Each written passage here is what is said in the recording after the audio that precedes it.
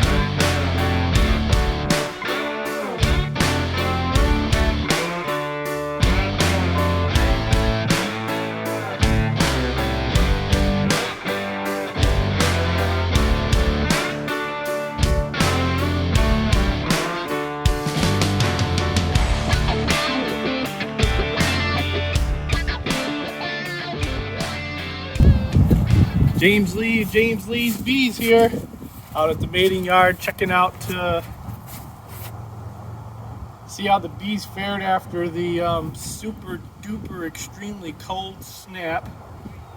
These two are the singles. We've got quite a bit of bees on the bottom board, so I'm going to go through and scrape some of these out, clear out some of the entrances, and we're going to check out the tops, see if there's any bees up high, and also see if there's any moving about. Still a little too cold for them to be flying too much, but you might be getting a couple of cleansing flights and maybe some bees that are leaving the colony for certain death. We shall see. I have a couple of concerns with some of these that were a little small before that cold snap, so we'll see how they fared out. All right. This is one of the singles. Quite a bit of bees down there. They were exceptionally small. This one I also cleaned out. They were exceptionally small too. The only reason there's an extra super on top of that one is because I gave them a bunch of honey stores before the end of fall during the winterization process.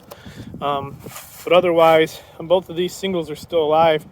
And interestingly, this right here is got a full open screen bottom board, which I don't usually run, but it's all I had.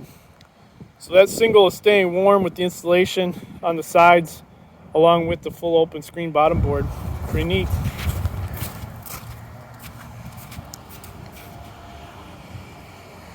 This, come closer. Thank you. How's that? This one right here's got a bunch of water in it. Can you see the water? No. Come over here and look at the water. See the water? Yeah.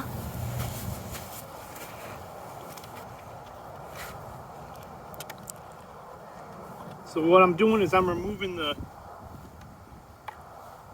mouse guards. We need to put a better lean on this one. There's not a lot of dead bees on the bottom board of this one, nor are there many dead bees caught up in the mouse guards, so they haven't really been coming and going. So while it's a good sign that you've got no bees on the bottom board, it's also a bad sign because the cluster could be too small to have moved and they may have just died in place. Come over here and get close-ups of the bees as we clean them out. Not too close, just good enough. Yeah, just like that, so the shade is not blocking your view. And usually when you're cleaning them out like this, you'll get some flyers, which is another good indicator. So, there's a bunch of bees caught up inside of that. A good indicator that the colony is still alive. Quite a bit in this one. I actually was taking a lot of thermal images of this particular colony and couldn't quite get very good readings on it. That one looks okay. Come back and check on that one with the stethoscope.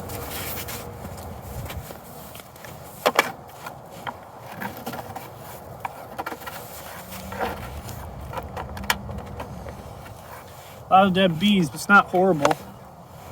This one's got quite a bit. Can you see all those?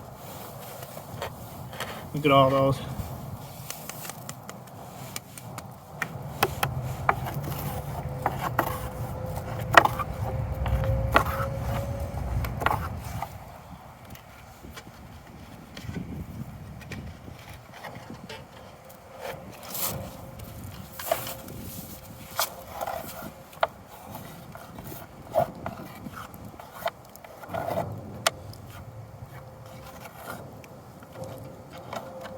Another reason you probably don't have a lot of activity down low, even though it's only about 42 degrees right now, southeastern Michigan, is that there's brood in there and they're not going to be overly active, especially if the colonies are smaller. And I do run much smaller colonies than most folks do, but if they're too small because of diseases and attrition from the varroa mites and other issues, especially the cold, they won't be able to keep that brood warm, and again, they'll just die in place.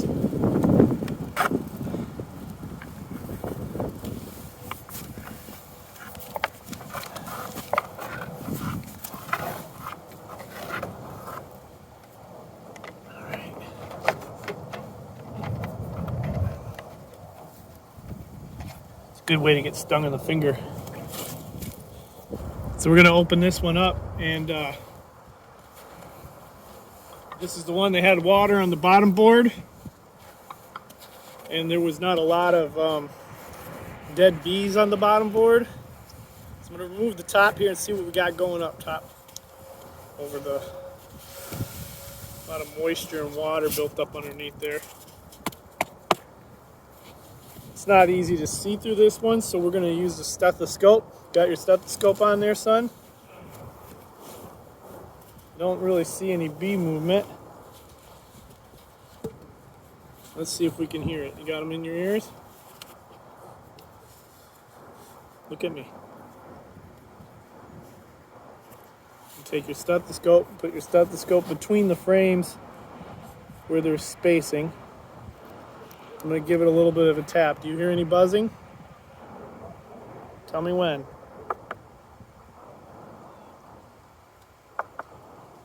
Any buzzing? Nothing? Alright, probably got a dead out. Let me try. Well, maybe I got them on backwards. That's why you don't hear anything. Yeah, I'm on backwards.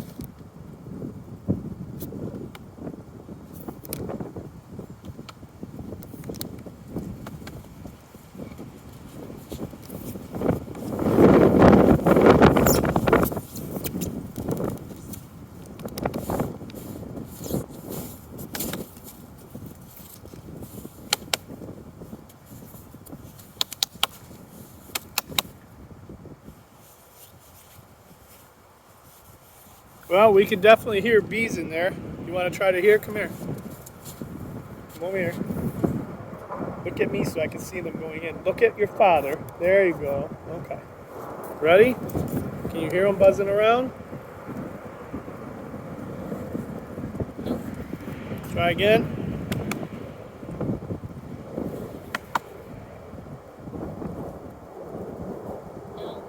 Okay.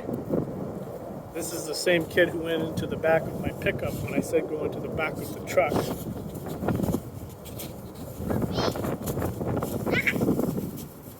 Stop it, bee!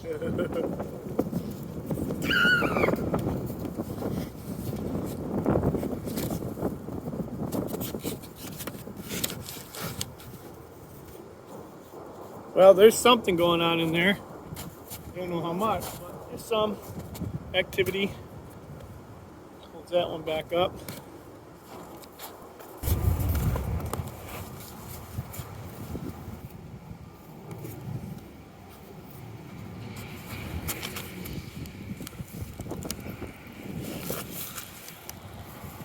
Go tap on it. Lower. Tap lower.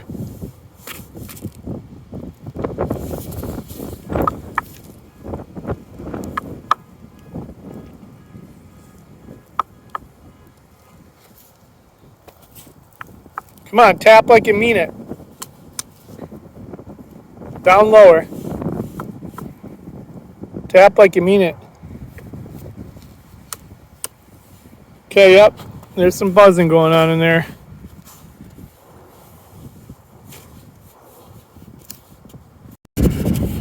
What do you see, Ash? Bees.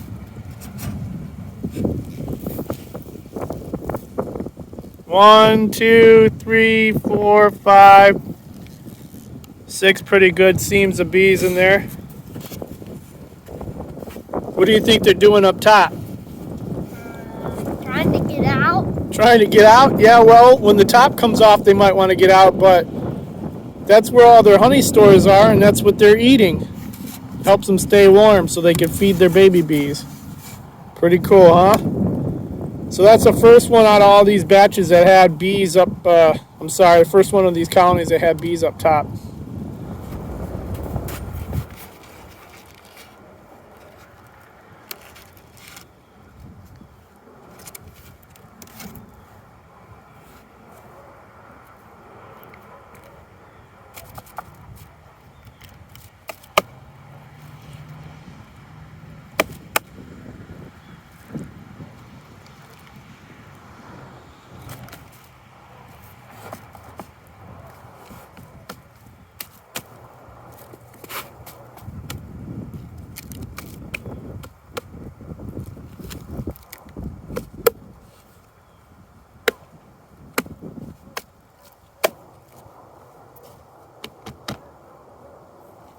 Nothing. That one's a goner. Ugh.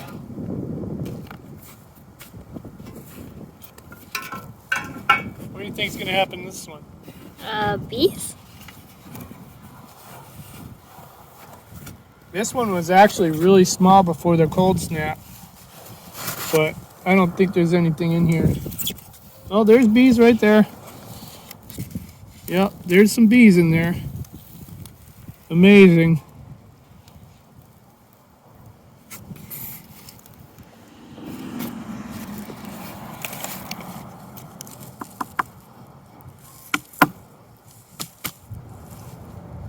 Yeah, there's still some in there.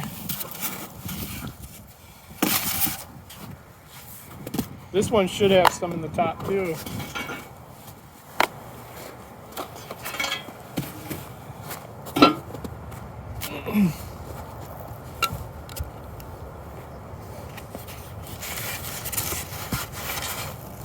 Yep, see them right there?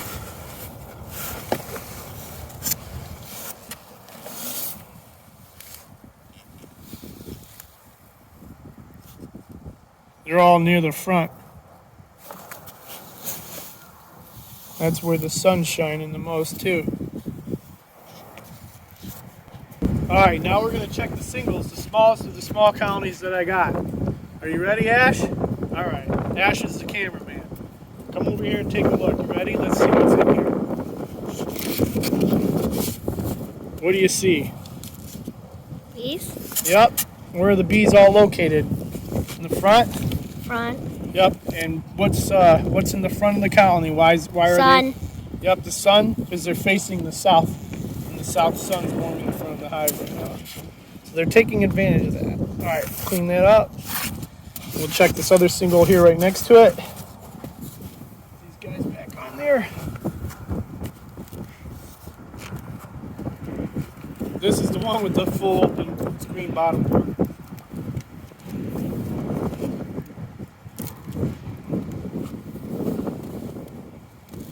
Now we've seen them moving around down on the bottom, but we're not seeing any bees on the inside there. Well, we can hear them though. Let's see what we got. Oh yeah, yep. That's probably the loudest response I got out of all of them, interestingly enough. Let's cover them back up. Now let's see how much water is down here. Look. Look at all that water. And some honey too. Alrighty. All right, let's go check out these other colonies. These are the biggest ones. Come on.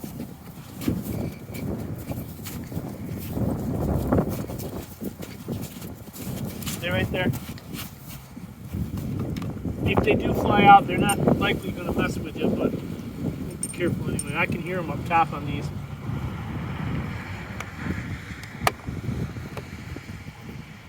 This one's in there good.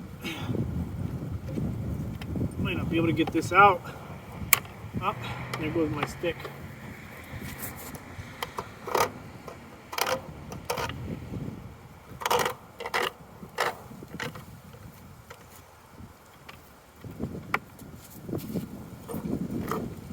We checked on that one last week. They were still pretty good. All right, you ready? We're gonna go fast. Come on. Why? All right, we're gonna pop the top on this one. Ready? How many frames of bees do you see? 5 frames of bees?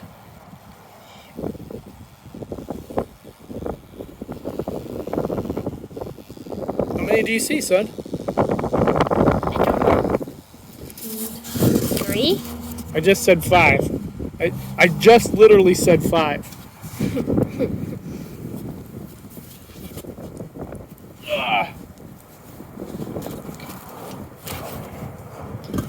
Ready? Mm-hmm. Well, there's a lot of them in this one. 1, 2, 3, 4, 5. 5 frames of bees on that one. These ones are pretty good. All right. So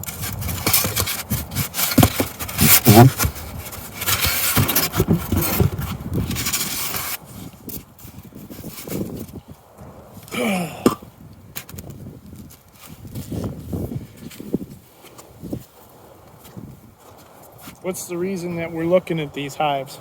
A check for dead bees? Yep, and also because when you keep bees chemical free, people will frequently tell you that your successes are fraudulent.